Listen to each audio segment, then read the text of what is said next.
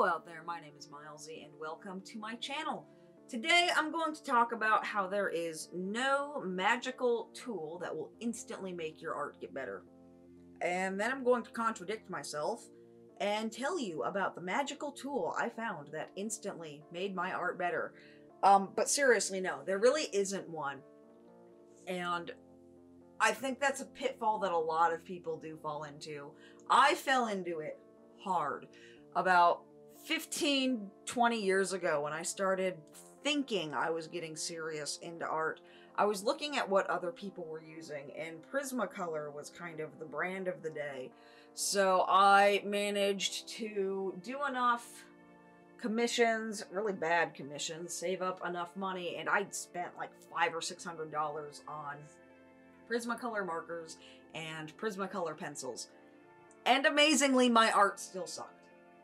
And that really confused me because it couldn't have been that I was bad. It was that my materials were bad. And I just couldn't seem to wrap my head around the fact that maybe I was just bad. And that lasted for a long time. I tried painting and I couldn't wrap my head around painting.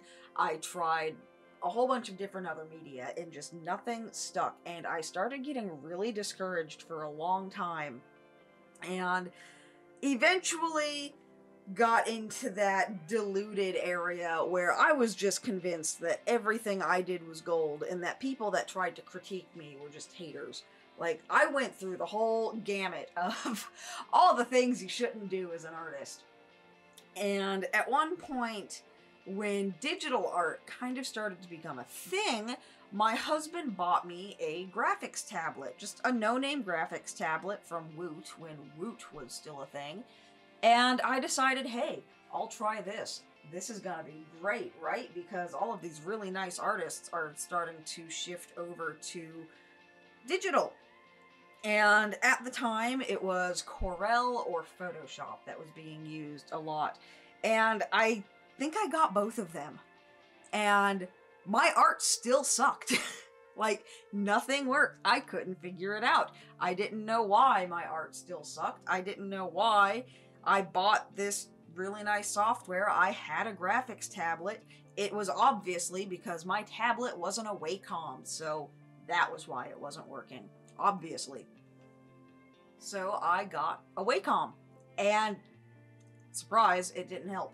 And then around, I think it was 2008, that Paint Tool Sai started coming out. I want to say that's when it was. I decided, hey, all the really fancy artists are trying this, so I'm going to try it. So I grabbed it.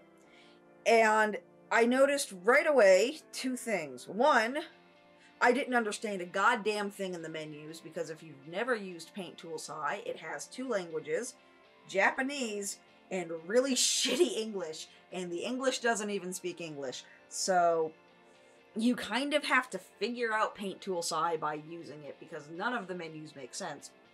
That, and to a beginner, it doesn't have any painterly effects. You get nice smooth lines, and you kind of get some layer effects, but you don't really get anything else. So basically, it was kind of like the software was saying, hey, you're not good enough at this stuff you're trying to do.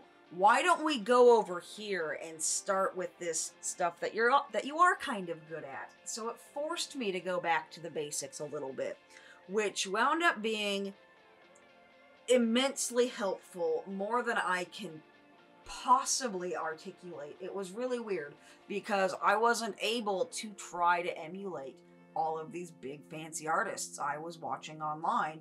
I had straight lines and I could do some cell shading. And I was like, okay, well, I kind of like this style, even though that's not really what you're quote-unquote supposed to do, but I liked it. And it took less than a week for me to go from not really understanding digital art at all to being extremely comfortable with doing this kind of cell-shaded style. It was really no time at all. And then I kind of got to thinking, hey, well, it works really nicely like this. And in a way, it's kind of like markers. So what if I tried to do my markers like this? So I busted out my Prismacolor markers and I opened up my sketchbook, and wow, you can cell shade really nicely with markers. You don't have to have that like really deep streaky effect that has the multiple layers of ink on top of ink that gets those really rich deep colors. You can do something simple and it looks really good. I don't know if that's how you're supposed to use it, but I liked it. And then I thought, well, what would happen if I tried to use pencils to like feather this out a little bit? How would that look? I don't know if that's how you were supposed to use it, but I really liked it, so that's what I started doing. And then I looked at that and I tried to figure out, well, how would I apply this kind of style to my digital art? Is that something I might be able to do? So I took a look at it and I tried it, and I kind of started to find little shortcuts and techniques that I could do with my digital art. And somehow by getting Paint Tool Side, I very, very quickly improved with my marker technique, with my pencil technique, and with my acrylic paint technique. All within the span of about a month, I just rocketed ahead. And I realized it was because of two things. One, I was forced to go back to the basics. I was no longer able to try to leap ahead and do something else. I was allowed to go back to the basics and kind of experiment and get comfortable.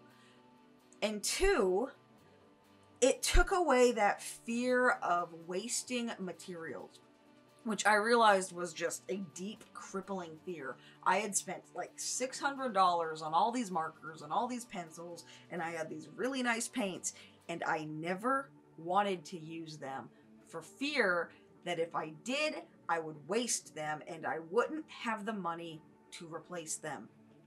And that's when I started realizing that maybe I should buy the cheaper stuff. So that's kind of what I started to do. I started playing around with a lot of Crayola. I started playing around. I wanted to see if Sharpies could do the same thing, and they kind of can. Like, they don't look as nice as Prismacolor, but you can get some really neat effects. I bought some really cheap markers that were like, it was like a $10 pack. Right now in my Amazon cart, waiting for me to have the money to get it, I've got a pack of like 120 markers, and I think a similar amount of colored pencils. I think they're both kind of a no-name brand. All that matters to me is that they have high reviews, and the markers are alcohol-based. That is all I care about. But I have got a giant box of Crayola crayons. The crayons that you would send your kindergartner off to school with. Just the shitty little wax crayons. And I love those. Those are some of my favorite traditional media tools to use in the world because nobody uses them. And if you use them right, you can get some really cool effects. It really doesn't matter. So if you're trying to get good at your art and you keep thinking, well, it's the tools, maybe it is. And maybe it's because you keep buying the expensive ones that you are too afraid to use. So try getting the really cheap ones, the ones that you don't care if you break or if you go through or if you spill. Because then it doesn't matter. You can replace those and you can experiment and you can just do whatever you want. Go nuts. The artwork that you're seeing right now is done with Procreate, which is a $10 app that you can get on iOS and I think Android. And I don't even have an Apple Pencil. I have a cheap $20 stylus that does not have pressure sensitivity. It does not have tilt sensitivity. It's just a stylus. And I am not able to get that pressure, but I have been experimenting enough and got comfortable enough to where I know how to make it look like I can. And you know what? It works. And all it takes is just getting over that fear of wasting things and the ability to start experimenting and seeing if I want to do something, if this works, if I hate it, I hate it. Who cares? It's digital. I didn't waste anything. So maybe that's all it takes. Just go experiment and eventually you'll come up with something you like.